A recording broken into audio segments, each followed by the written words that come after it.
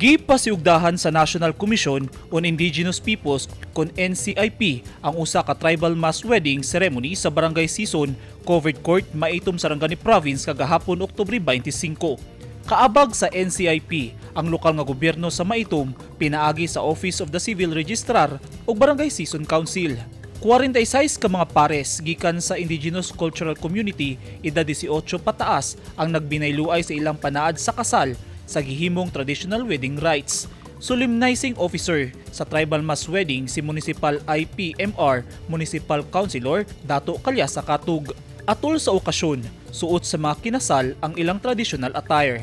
Dunay bandana sa ulo ang mga lalaki ug accessory. Samtang suot sa mga babayi ang mga nindot ug colorful nga mga sanina ug accessories. Duna say gihimong ritual subay sa ilang tradisyon. Sagad sa mga pares gikan sa tribong Tibuli. Ang tribal mass wedding gisaksihan sa komunidad, tribal leaders ug ilang mga ginikanan. Ang investiture rite gi-officiate usab aron i-adapt ang non-IP bride ug grooms. Gitambungan ang naisgutang seremonya sa mga opisyal sa lokal nga gobyerno sa Maitom, tribal chieftain, mga opisyal sa Barangay Sison, personahe sa Civil Register ug mga representative gikan sa NCIP. Eugene Hinutan, Newsline Philippines. Stay safe.